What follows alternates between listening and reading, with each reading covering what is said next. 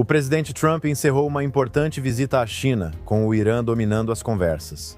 Como a China é a maior compradora de petróleo do Irã, Trump sugeriu que afastar Pequim de Teherã pode encerrar a guerra e alertou que há planos militares caso a diplomacia fracasse. Israel está movendo um grande processo contra o New York Times devido a um artigo de opinião que acusa soldados das FDI de violência sexual. Fique ligado.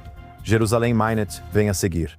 Bem-vindo de volta ao Jerusalém Minute na JNS TV. Sou Josh Hasten com Alex Traiman. Alex, bom te ver no estúdio. Depois falaremos sobre sua viagem. Mas primeiro, vamos focar na viagem do presidente Trump à China na última sexta-feira, insistindo que as relações com Pequim estão melhorando apesar das grandes diferenças sobre Irã, Taiwan, comércio e outros assuntos.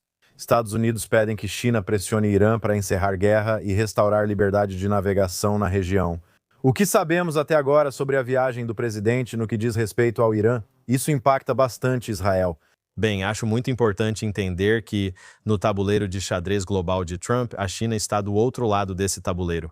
Muitos dos movimentos que estão sendo feitos no Oriente Médio, na Venezuela e em outros lugares, de alguma forma, estão relacionados à China. Há muito para Trump discutir. Não é coincidência que Trump foi à China enquanto estava tudo calmo no Irã, que não haverá uma nova operação militar até que Trump esteja de volta aos Estados Unidos. E essa visita já ficou para trás. Certamente, Taiwan, tarifas são questões de extrema importância. De certa forma, a questão do Irã não era necessariamente aquela com a qual Trump queria ter que lidar. Mas, obviamente, o Estreito de Hormuz fechado afeta muito mais a China do que afeta os Estados Unidos. A China, tenho certeza, está muito insatisfeita com o fato de que seu fornecedor de petróleo com desconto, o Irã, não consegue mais fornecer esse suprimento. Agora, ao mesmo tempo, para Xi Jinping, o presidente Trump quer muito dele. Então, quando ele olha para o seu tabuleiro de xadrez global e todas as questões nas quais Trump pode estar buscando concessões, a questão do Irã provavelmente é a mais fácil para fazer uma concessão, porque o Irã está destruído, certo? Trump tirou essa peça do tabuleiro. E, neste momento, a China não vai se esforçar para tentar salvar uma peça do tabuleiro aqui. Quero dizer, é como custo afundado aqui. É investir em um ativo em queda, algo que não acredito que a China faria. Então isso dá a Xi Jinping uma oportunidade de ceder nessa questão. E talvez isso prejudique Trump em algumas das outras questões, porque Xi Jinping está cedendo nessa questão. Então, certamente isso está relacionado ao que acontece no Estreito de Hormuz. Queremos ver o que vai acontecer lá. A China tem interesse em abrir aquilo e as declarações que ouvimos dele vão no sentido de querer ajudar o presidente Trump e acabar com esse conflito, né? Um conflito que a China definitivamente quer encerrar o quanto antes. O presidente afirmou que a China prometeu não enviar equipamentos militares ao Irã e chamou isso de grande declaração. Vamos conferir o trecho. Ele afirmou hoje que não fornecerá equipamentos militares, destacando ser uma grande declaração. Ele disse isso com firmeza, mas ao mesmo tempo ele disse que, você sabe, eles compram muito do petróleo deles lá e gostariam de continuar fazendo isso. Ele quer ver o Estreito de Hormuz aberto? Então, o presidente disse isso. Espera um segundo. Não sei se esse vídeo combina com o que eu disse. Tudo bem, pode continuar. Certo. Quero falar sobre isso. Nós vamos falar sobre isso. Tudo bem. Então, novamente, nós confiamos que a China vai se afastar da órbita iraniana neste momento? Bem, se você olhar para o que Trump disse que Xi Jinping prometeu, que é não enviar armas para o Irã, então é fácil para Xi Jinping dizer para Trump, e o que eu quero de você em troca disso é que não envie armas para Taiwan. O quê? Os Estados Unidos vinham enviando muitas armas para dissuadir a China de invadir Taiwan. Para os Estados Unidos, isso é uma questão ainda mais importante e séria que a do Irã. Então, se a China tem como objetivo ver menos armas americanas sendo enviadas para Taiwan, fica bem fácil para eles virarem e dizerem, olha, é isso que queremos. E nós não vamos enviar armas para o Irã. Ao mesmo tempo, Alex, o presidente na Truth Social, na última sexta-feira, sugeriu que a aniquilação militar do Irã deve continuar, talvez aludindo ao fato de que podemos ver os Estados Unidos, possivelmente junto com Israel, atacando o Irã ao mesmo tempo. O presidente afirmou que poderia aceitar um congelamento de 20 anos no programa nuclear iraniano. Vamos conferir esse trecho. 20 anos não basta para você, precisa ser profissional. Não. 20 anos é suficiente. Mas o nível de garantia deles não é suficiente. Em outras palavras, tem que ser realmente 20 anos. Temos a questão dos 20 anos e do urânio enriquecido, que o Irã aparentemente não tem tecnologia para retirá-lo. O presidente sugeriu que Estados Unidos ou China poderiam ajudar a retirar o urânio enriquecido. Vamos tratar essas questões separadamente. Acredito que o presidente, pelo menos psicologicamente, deseja um acordo. No fim das contas, seja em um acordo que os iranianos fechem antes, há uma ação militar renovada, o que é mais provável, e falaremos disso em breve, mas no fim, algum tipo de acordo será feito. Então, para Trump, se ele conseguir 20 anos de garantia iraniana de que não terá arma nuclear, bem, isso é uma eternidade na forma americana de ver as coisas. Certamente, na forma iraniana de ver as coisas, eles estão pensando no longo prazo. 20 anos pode não ser tanto tempo assim. O que Trump disse é muito importante.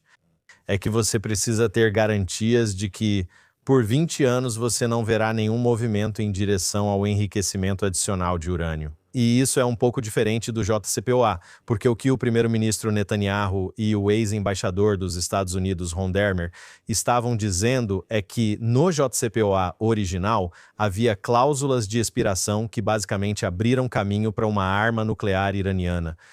Mas a diferença é que, naquela época, o Irã já tinha toda a infraestrutura nuclear instalada. Era sabido que eles já tinham urânio enriquecido até 60%, o que poderia ser rapidamente enriquecido até o grau militar de 90%. Então, para Trump, o que ele está dizendo é: tudo bem, aceitaremos 20 anos, mas o motivo de serem 20 anos é porque o Irã não tem programa nuclear. Todas as instalações nucleares foram destruídas e os principais cientistas nucleares assassinados. Então, em 20 anos, eles teriam que começar do zero. Agora, ao mesmo tempo, o Irã pode prometer que não fará nada por 20 anos. Israel pode aceitar um acordo de 20 anos, mas avisa que, se após esse período o programa nuclear for retomado, atacará novamente. Então, se você conseguir um cessar-fogo de 20 anos e uma garantia de 20 anos, onde os Estados Unidos, a AIEA e Israel podem ter certeza de que o Irã não está desenvolvendo um programa nuclear. Então você aceita esse acordo agora mesmo porque é isso que está sendo oferecido. E você espera que, ao final de 20 anos sem eles terem nenhum programa nuclear, você possa voltar a ameaçar impor sanções muito severas se eles estiverem caminhando para armas nucleares. Assim, espera-se que em 20 anos haja influência e incentivos para que eles não retomem o programa nuclear. Então, Alex, com tudo isso acontecendo nos bastidores, fomos informados no fim de semana por relatos de que Israel e os Estados Unidos intensificam preparativos para retomar ataques ao Irã, possivelmente ainda esta semana. O que sabemos? O que podemos confirmar? O que está acontecendo aqui? Bem, há muita conversa. Sabe, estamos vendo artigos em vários veículos de notícias, alguns dos quais agora são confiáveis e de outros dá para juntar as peças. Mas você ouve declarações de autoridades israelenses dizendo que acreditam que a guerra é iminente. E para Trump, obviamente, o primeiro e mais importante objetivo é renovar o fluxo de navios pelos estreitos de Hormuz e renová-lo de forma permanente. Sem qualquer pedágio iraniano nesses estreitos, sem qualquer ameaça iraniana de prejudicar navios com lanchas rápidas ou outros métodos. Então, a primeira operação vai ser definitivamente eliminar todas essas lanchas rápidas para garantir que os navios possam entrar e sair dos estreitos de Hormuz, porque Trump não pode deixar a situação desse jeito. Ele poderia decidir desistir da questão nuclear. Ele poderia decidir desistir da mudança de regime. Ele não pode desistir dos estreitos de Hormuz, porque seus aliados, como os Emirados Árabes Unidos, a Arábia Saudita e o Catar, também dependem do fluxo de petróleo. Os europeus dependem do fluxo de petróleo pelos estreitos de Hormuz. Essa é uma situação que Trump causou com a ação militar chamada Epic Fury.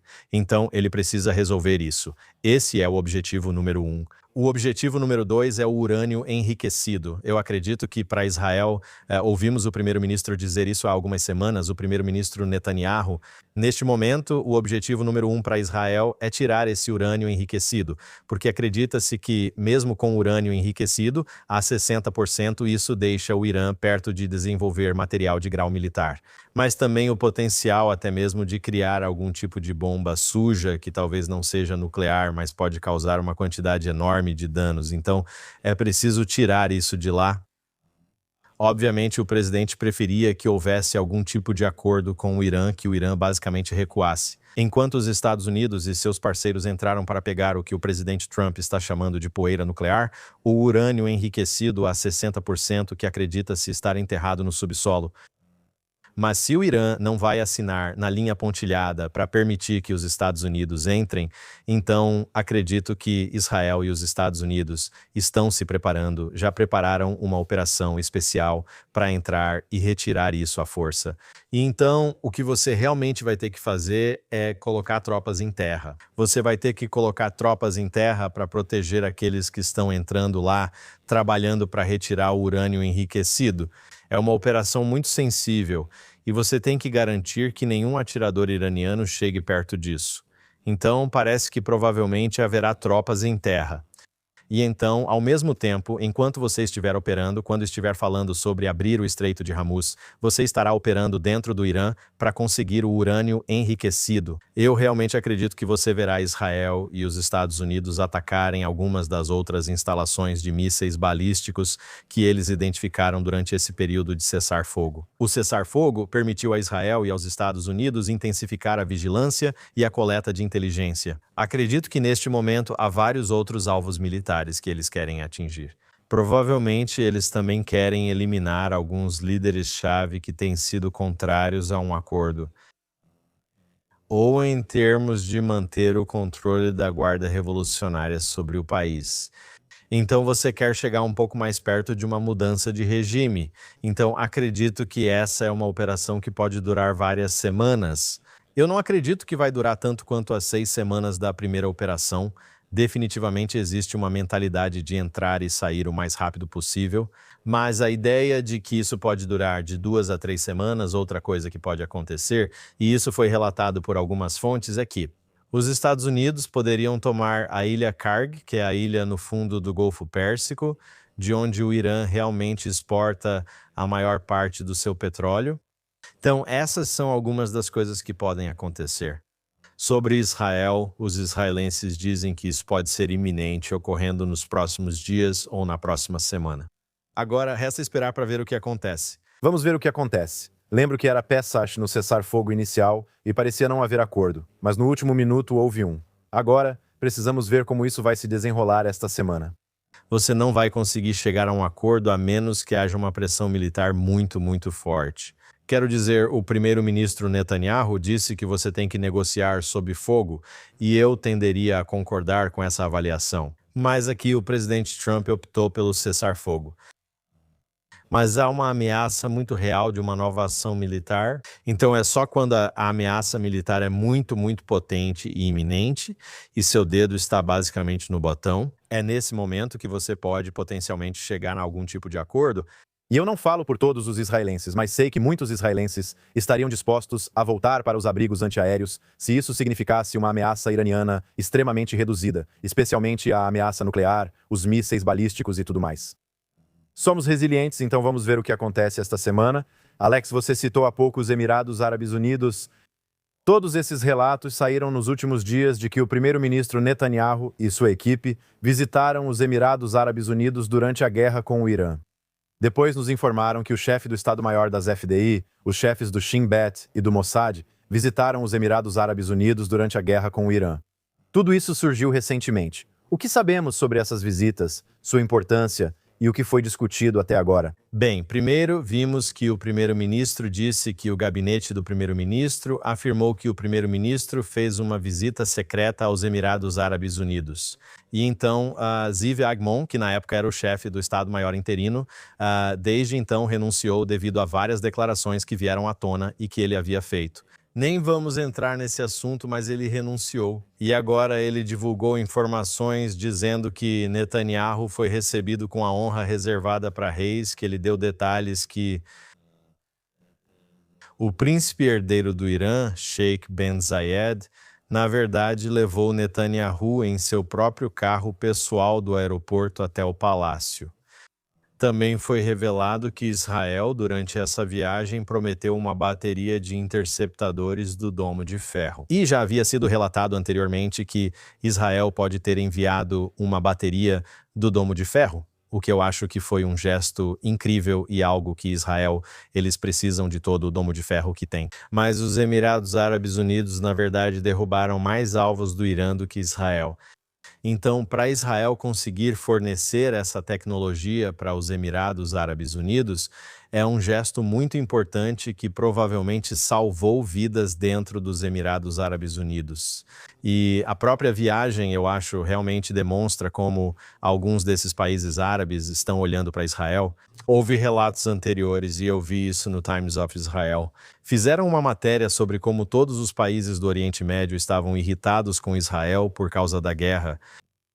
Esses países queriam que Israel fizesse o que fez. Eles querem que os Estados Unidos terminem esse trabalho. E, portanto, receber Netanyahu, eu acho que é um gesto muito importante, que demonstra a estatura de Netanyahu dentro do Grande Oriente Médio e como esses países estão se voltando para Israel. É um sinal muito, muito bom ver esse nível de colaboração. E que os acordos de Abraão, o acordo de normalização assinado entre os Emirados Árabes Unidos, assim como o Bahrein e Israel, estão se mantendo firmes em meio a esse conflito. Alex, mudando de assunto, sabemos a importância da batalha midiática e de acertar os fatos, por isso a JNS existe. Mesmo assim, o New York Times publicou há alguns dias um artigo de opinião de Nicholas Kristof, um dos colaboradores deles, um dos principais colaboradores. Com todas essas acusações contra Israel, incluindo cães israelenses estuprando prisioneiros árabes nas prisões, Israel está reagindo e processando o New York Times por causa dessa coluna. O primeiro-ministro Netanyahu e o ministro das Relações Exteriores, Gideon Sa'ar, anunciaram na última quinta-feira um processo contra o New York Times. Nem todas as notícias são adequadas para publicação. Eles chamaram isso de uma das mentiras mais horríveis já publicadas contra Israel. É onde estamos agora. Então, há muito para desvendar aqui. A primeira coisa é o momento dessa história. Israel divulgou um relatório muito volumoso sobre o abuso sexual que ocorreu em 7 de outubro, com milhares de testemunhas, fotos, vídeos e imagens documentadas, demonstrando os níveis de violência sexual cometidos pelo Hamas em 7 de outubro. Portanto, não é surpresa que na mesma semana em que Israel divulga esse relatório completo sobre a extensão e o nível de abuso sexual cometido pelo Hamas, que Nick Kristof vai publicar uma matéria no New York Times dizendo que, na verdade, o abuso sexual está sendo cometido por Israel. Isso serve para distorcer completamente, desviar e tirar a atenção do relatório real que Israel divulgou. Agora, a coluna de Nicholas Kristof basicamente tem 14 fontes. Aparentemente, houve muito pouca checagem de fatos. Essas 14 fontes são conhecidas por fornecer esse tipo de informação e algumas das organizações citadas eram organizações notoriamente anti-Israel. Então, eu acho que o fato de Kristof ter dito que os cães, na verdade, estavam colaborando no abuso sexual foi um presente. Porque se ele não tivesse dito isso, acho que seria muito mais difícil para Israel desviar o foco do que Nicholas Kristof fez. Mas o fato de ele ter ido tão longe, ele basicamente criou o que os israelenses estão chamando de uma das piores calúnias de sangue da história moderna. Mas este tem sido um período inteiro de calúnias de sangue. A acusação de genocídio é uma calúnia de sangue. É exatamente isso que é. É uma calúnia de sangue dizer que Israel está cometendo um genocídio em Gaza, que Israel é quem está cometendo abuso sexual. O que significa o ministro das Relações Exteriores e o primeiro-ministro anunciarem um processo? Precisamos ver como será. Nós não sabemos quais são os mecanismos para um Estado processar um repórter ou uma publicação, então temos que esperar para ver. Se esse processo realmente for adiante, qual poderia ser potencialmente a recompensa ou a punição por uma coluna como essa? Olha, você sabe, já ouvimos no passado como Israel foi acusado, ou o Mossad especificamente, de treinar golfinhos para serem espiões para Israel. Já ouvimos falar de Israel usando algum tipo de sistema de laser espacial, todos esses tipos de calúnias horríveis, mas essa provavelmente supera todas. Sabe que Israel treinou esses cães para estuprar prisioneiros. Mas, sabe, houve um protesto do lado de fora dos escritórios do New York Times outro dia contra a cobertura deles sobre essa coluna. Então, E eu estava olhando, sabe, o New York Times, eles postaram esse artigo no X, e eu estava lendo os comentários. E aí, sabe, alguém comentou em um dos comentários, eu nem lembro quem foi, e não lembro se era uma fonte confiável, mas alguém disse, sabe? Eles colocaram telas dentro da prisão estadual Taimã para bloquear a visão das câmeras dos abusos sexuais que aconteciam atrás dessas telas. Certo? Assim, você não tem filmagem de abuso sexual acontecendo. Então, alguém afirma que atrás daquilo havia abuso sexual, mas você não tem nenhuma evidência real disso. Então, isso é apenas uma inversão. É uma inversão. O que acontece é que, e a gente vê isso, né? Os progressistas fazem isso, Hamas faz isso. Tudo o que eles fazem com você, eles acusam você de fazer a mesma coisa com eles. E é isso que está acontecendo. sim, com certeza. O timing, como você destacou, é muito relevante. Mas esse é o New York Times. Vamos falar sobre, Alex. Estamos em época de eleições em Israel.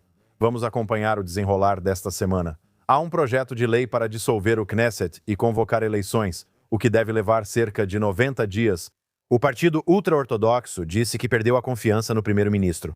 O Fracats, coalizão do premier Netanyahu, apresentou na última quarta um projeto para dissolver o Knesset. Sabemos que, por lei, as eleições devem ocorrer até outubro. Agora é maio, então ainda temos junho, julho, talvez agosto e setembro. Se esse projeto for aprovado, a eleição deve ser no início de setembro. A grande diferença entre outubro e setembro, ou como disse Netanyahu, este é o momento decisivo? Acho que há alguns motivos pelos quais o primeiro-ministro Netanyahu pode querer, neste momento, ter uma eleição quase 2 meses antes, certo? A eleição está marcada para 27 de outubro. Se essa eleição acontecer, provavelmente será no início de setembro, bem perto do feriado de Rosh Hashanah, provavelmente logo antes de Rosh Hashanah.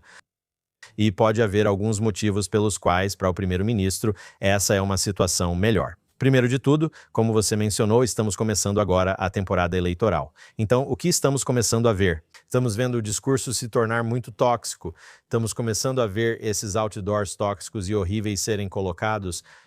E, sabe, por quanto tempo o país vai ter que lidar com isso é algo para se pensar. Pode haver grandes vantagens em dizer: vamos arrancar o curativo de uma vez e terminar logo essa eleição, certo? Assim, só teríamos que lidar com essa situação por mais 90 dias em vez de mais 150 dias. Então, tudo o que pudermos fazer para acabar com isso mais rápido pode dar ao primeiro-ministro um pouco mais de vantagem no que diz respeito à reorganização de seus oponentes. Você pode ver alguns novos partidos tentando ganhar espaço. Esses 50, 60 dias extras poderiam dar a um novo partido mais tempo para conseguir mais votos. O primeiro-ministro provavelmente observa o cenário político atual e pensa: vamos resolver isso. Agora, para os Haredim, certo, esses partidos ultra-ortodoxos, Eles estão sendo tão criticados pelo público por toda essa questão da lei do serviço militar obrigatório. E eles estão procurando maneiras de fazer com que seus jovens evitem servir no exército. Agora, o país inteiro, eu acho, exceto os Haredim, está unido da direita à esquerda, de que todo homem elegível deve ser obrigado a servir no exército. Como pode ser que alguns soldados, especialmente outros soldados religiosos da comunidade religiosa nacional, da comunidade Datilume, estejam servindo 300, 400 dias em operações de combate na linha de frente? E esses outros religiosos estão sentados em casa? Na verdade, acabamos de ler na porção da Torá desta semana, a porção de Bamidbar, a contagem, e todo o propósito da contagem é esse. Todo homem de 20 a 60 anos precisa ir para o exército, certo? e isso é uma obrigação da Torá. Então, o fato de que os estudiosos da Torá, os chamados estudiosos da Torá, não estão indo, simplesmente não está repercutindo bem com o público, eles estão sendo muito criticados. O que eles precisam? Eles precisam que seus eleitores compareçam em maior número possível para que possam ser os fiéis da balança no próximo governo. Agora, no que diz respeito a eles preferem se aliar a Netanyahu porque Netanyahu precisa deles para governar e ter um governo estável, porque ele preferiria, ideologicamente, tenho certeza, Netanyahu governar a partir do centro. O problema é que os partidos de centro e de esquerda são instáveis e vão mudar suas exigências no meio de um acordo de coalizão. Os partidos ultra-ortodoxos, eles são bem transparentes sobre quais são as suas necessidades ou exigências logo no começo. E o primeiro-ministro Netanyahu conseguiu administrar as exigências deles. E é por isso que esse governo durou praticamente todo o seu mandato. Então, sabe, eles podem optar por serem os culpados. E Netanyahu pode até preferir que sejam eles os culpados por pedir uma eleição antecipada. Tudo isso é política eleitoral, posicionamento e articulação. Mas eu acho que o primeiro-ministro pode ver alguns benefícios reais em partir para uma eleição antecipada. Continua, fique ligado e confira o jns.org para toda a cobertura das eleições, que já começou, destacando os partidos e todos os representantes que podem ser eleitos para o próximo Knesset neste outono. E se você olhar para o que será essa próxima eleição? Então, obviamente, antes de tudo, é um referendo sobre Netanyahu. Há algumas pessoas que apoiam o primeiro-ministro e acreditam que ninguém poderia ter gerenciado essa guerra melhor. Primeiro, quando Biden estava no cargo e depois, especialmente com Trump, você precisava desse homem, pois ninguém se compara a Netanyahu. Esse é um lado. Por outro lado, há quem diga, o 7 de outubro ocorreu sob o comando dele. Não há responsabilização aqui. É o pior desastre da história do Estado moderno, especificamente, pelo menos desde 1973, não houve responsabilização, nenhuma comissão de inquérito, e mesmo antes de 7 de outubro ele já estava no poder. Agora ele está há quase 20 anos no cargo e em uma democracia. Não existe líder democrático no poder há mais tempo que Netanyahu. 20 anos é tempo demais. E as pessoas simplesmente acham que é preciso passar para o próximo, de qualquer forma. Elas não queriam que ele fosse o primeiro-ministro em 7 de outubro. Após 7 de outubro, elas só querem que ele deixe de ser primeiro-ministro a qualquer custo. Esse é o principal problema. É apenas um referendo sobre Netanyahu, que, aliás, foi exatamente o mesmo motivo das 5 eleições consecutivas nos 5 anos anteriores a este governo, só um referendo sobre Netanyahu. A segunda parte é: quem são os parceiros da coalizão? Está claro que Naftali Bennett, que acabou de se unir a um partido com Yair Lapid, e esses dois camaradas políticos, se articularam para formar uma aliança. Esta já é a terceira vez. Eles fizeram isso primeiro acho que foi em 2012, afastando os partidos de direita e fazendo Netanyahu governar com a esquerda. Eles fizeram isso em 2021, quando Naftali Bennett surgiu como primeiro-ministro, como parte de um acordo de rotação com Yair Lapid, e agora estão fazendo isso de novo. E então Netanyahu acusa ou sugere que, se Bennett e Lapid conseguirem formar um governo, a única maneira de fazerem isso será junto com os partidos árabes com quem se aliaram da última vez. E essa foi a primeira vez na história de Israel que um partido autoproclamado antisionista foi incluído no governo. Esse partido árabe só entrou no governo para tirar Netanyahu do poder. Então eles basicamente cruzaram uma linha vermelha política, indo contra qualquer outro valor que os israelenses tinham, porque achavam que Netanyahu, como primeiro-ministro, era um perigo maior para o Estado ou seus egos do que ter um partido árabe no governo, decidiram se sentar com o partido árabe. Então, basicamente, de um lado, Netanyahu diz, bem, se você está votando em Bennett, você está votando para ter um partido árabe no governo. E do outro lado, que Netanyahu se senta com os Haredim. E se Netanyahu, os partidos Haredi e os nacional-religiosos conseguirem 61 cadeiras ou mais, então Netanyahu vai formar esse governo de direita novamente e ele vai estar junto com os Haredim. Então, basicamente, está se resumindo a uma eleição entre árabes no governo e Haredim no governo. Então essas são as duas questões. Agora quase não existem plataformas aqui. Não há nenhum partido dizendo, certo, essas são as coisas que vou fazer nos próximos 5 anos. Não há realmente nenhuma diferença de opinião sobre como a guerra deve ser conduzida daqui até o fim dessa guerra, seja lá como isso for. Não há realmente nenhuma discussão sobre um Estado palestino versus não ter um Estado palestino, porque neste momento, até mesmo pessoas de esquerda que, no passado, apoiaram um Estado palestino reconhecem que não há como formar um Estado palestino agora. Então não há realmente nenhuma questão de fundo.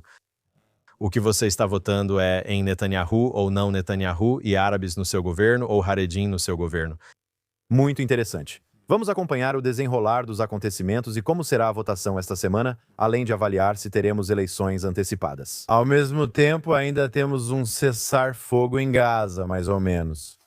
O embaixador dos Estados Unidos em Israel, Mike Huckabee, afirmou esta semana que Israel talvez precise desarmar o Hamas sozinho, diante de sinais crescentes. O grupo terrorista islâmico reafirma o controle sobre Gaza. O Hamas já declarou várias vezes que não vai se desarmar.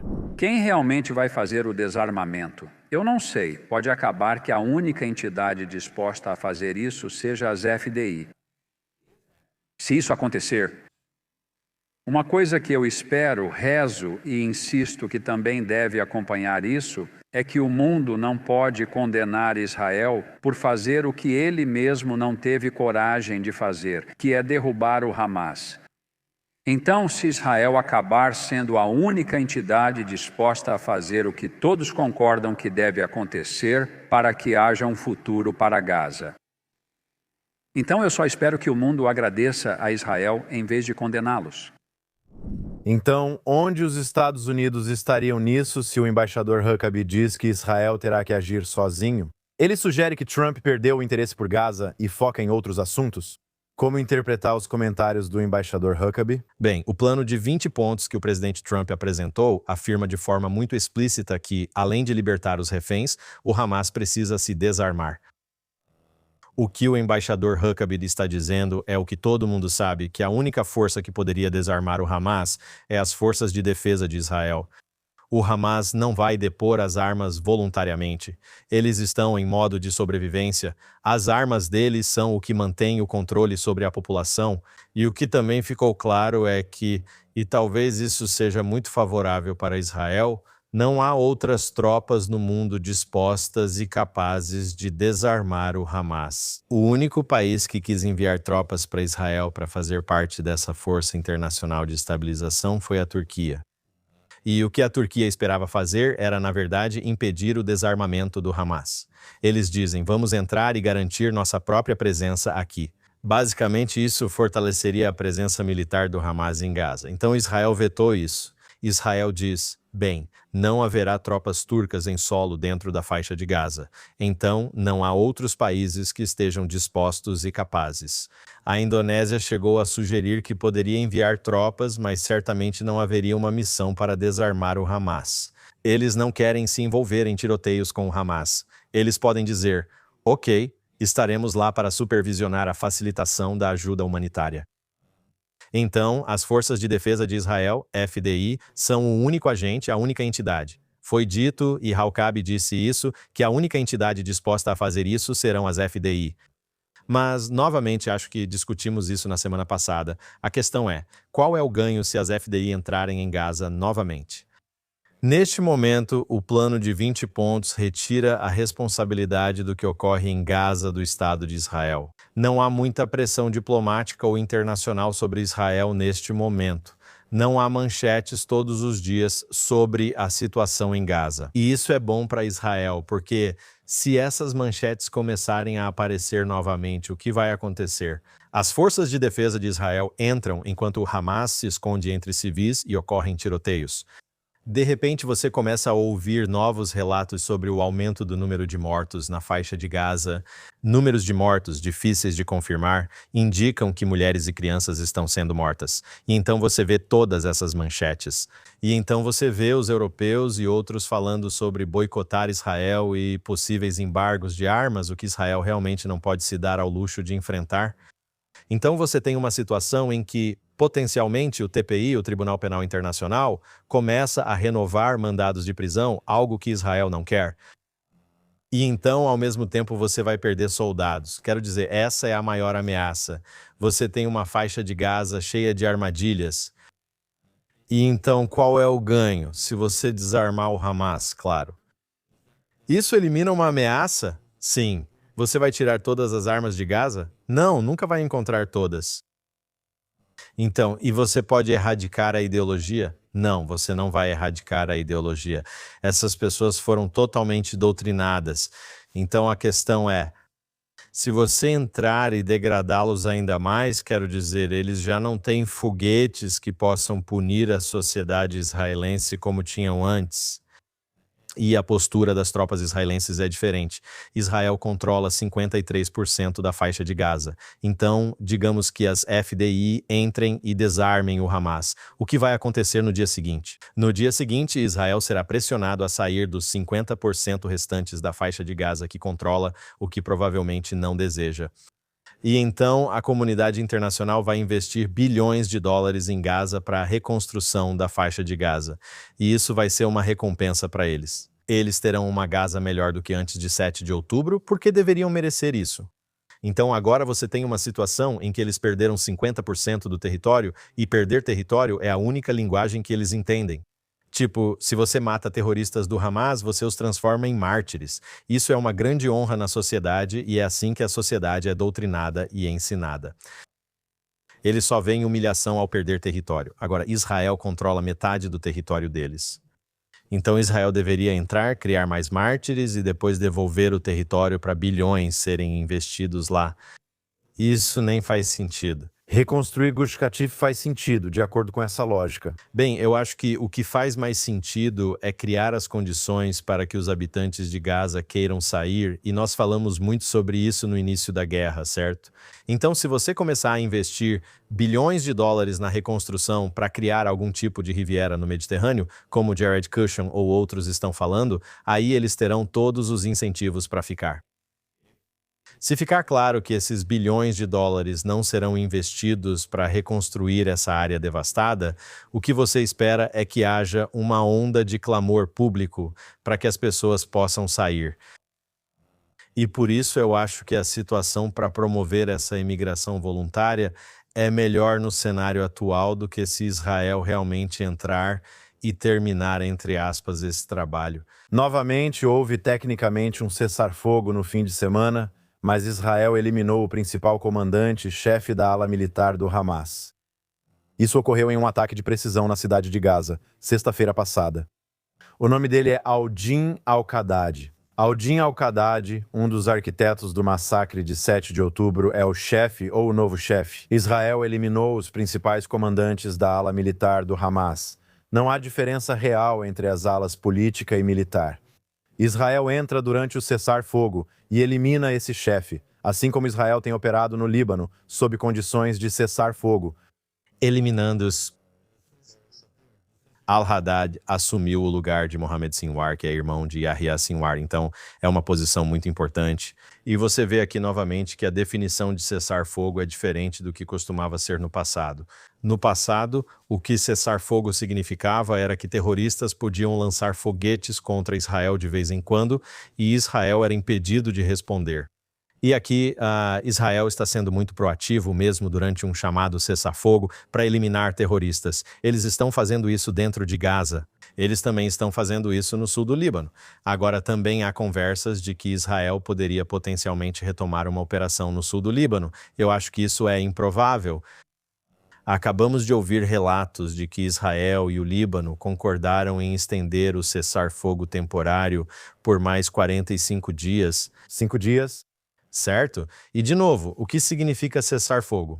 Bem, as FDI estão operando e as FDI também estão sendo atacadas pelo Hezbollah. Cessar-fogo implica conflito de baixa intensidade e operações israelenses pontuais. Neste momento, os libaneses ainda estão atirando contra cidades fronteiriças de Israel, mas não estão lançando mísseis de longo alcance em Haifa ou em Tel Aviv. Então você tem esse tipo de situação de tensão contínua. Então é isso que Israel e o Hezbollah concordaram por meio de um acordo com o Líbano, que não é o Hezbollah.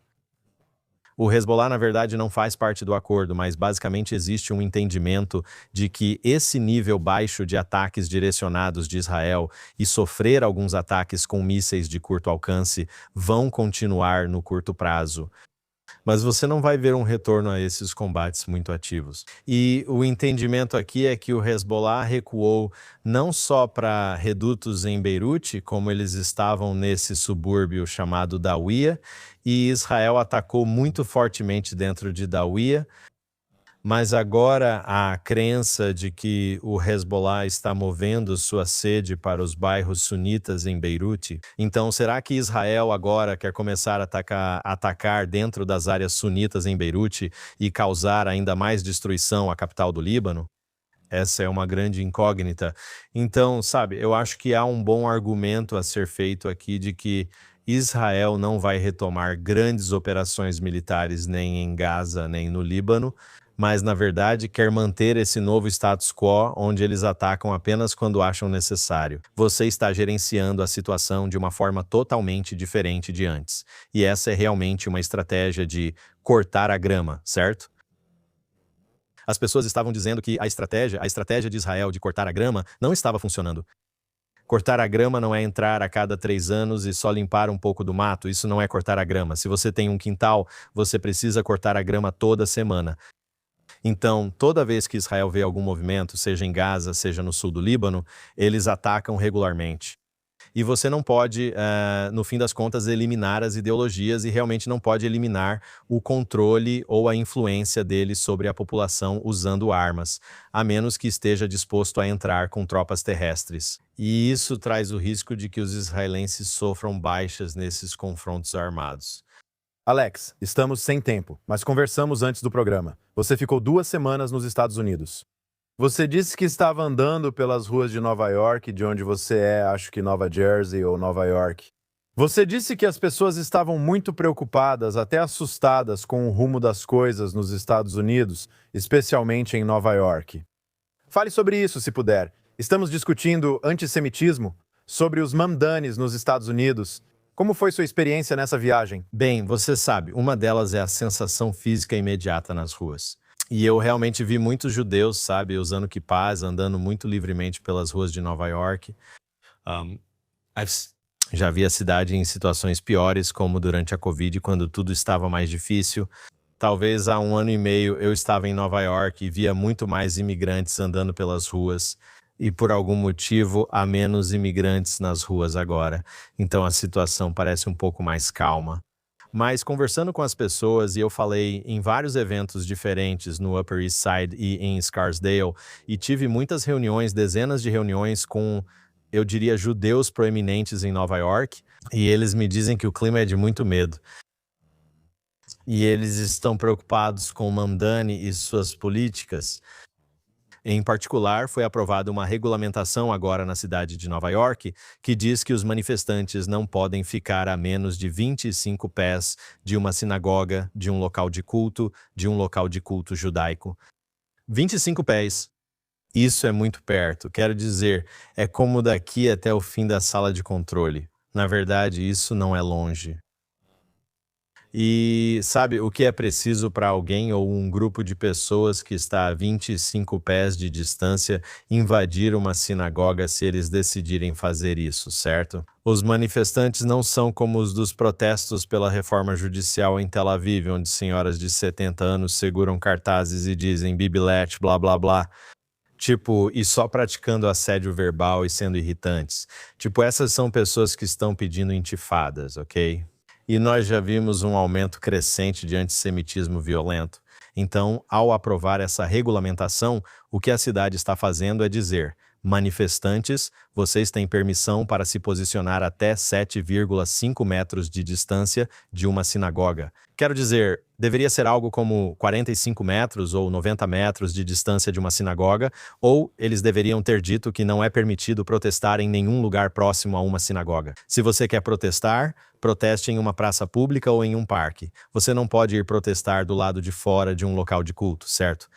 E a regulamentação nem se aplica, por exemplo, a um centro comunitário judaico ou a uma escola judaica, só a uma sinagoga. Então, sabe, eles podem chegar ainda mais perto. Eu vi um grupo pró-Hezbollah protestando no Brooklyn na semana passada, andando pelas ruas dos bairros judeus. Judeus estavam nas varandas vendo essas pessoas pró-terroristas do lado de fora de suas casas. Então, eu acho que é uma situação muito, muito assustadora. Provavelmente não está tão ruim em Nova York agora quanto em Londres ou em outras partes da Europa. Mas se você vê como as coisas estão em Londres e em Paris, bem, Nova York está indo na mesma direção. Então eu acho que há muita preocupação. Agora as pessoas me perguntam, o que devemos fazer? Sou jornalista, apenas conto às pessoas as notícias, o que aconteceu e como interpretar os fatos. Mas minha mensagem é: fiquem vigilantes. Sejam muito cuidadosos com a segurança agora. Sejam firmes. Não deixem que manifestantes achem que podem ter êxito ao atacar uma sinagoga. Sejam inteligentes, sejam organizados. Estejam armados como puderem. Como alguém disse, em alguns lugares é permitido portar armas. Eu disse, então leve spray de pimenta. Treinem autodefesa. Entendam que vocês estão em um paradigma diferente agora. Vocês têm que ser fortes. Mas o outro ponto é ter orgulho. Tenham orgulho de quem vocês são. Vocês sabem, valorizem todo o trabalho que Israel fez para vencer seus inimigos aqui, na sua própria região, e sejam resolutos para também vencer os inimigos aí onde vocês vivem. Tenham orgulho de serem judeus, continuem fazendo o que estão fazendo. E a outra coisa, claro, é ensinar seus valores aos seus filhos, certo? Não deixem que os professores da escola, os professores da faculdade, os influenciadores do TikTok ou os políticos ensinem valores aos seus filhos. Só vocês podem ensinar os seus valores aos seus filhos. Essas são as principais mensagens que eu queria passar quando me perguntavam o que eu achava que deveriam fazer, mas eu definitivamente acredito que as pessoas precisam ser muito vigilantes e elas têm me expressado grande preocupação com a situação atual. Preocupante, sem dúvida. Aos irmãos e irmãs do outro lado do oceano, fiquem seguros. Bem-vindo de volta, Alex. Ótimo tê-lo novamente. Alex Traiman, CEO da JNS, e Josh Hastings, correspondente da JNS News, obrigado por participarem de mais um Jerusalém Minute na JNS TV. Não deixe de conferir toda a ótima programação oferecida pela JNS TV. Dê um super agradecimento pra gente e se inscreva no canal. Também acesse jns.org para todas as notícias de última hora de Israel, do Oriente Médio e de todo o mundo judaico. Agradeço à equipe da CNT por tornar isso possível. Até a próxima semana no Jerusalém Minute na JNS TV.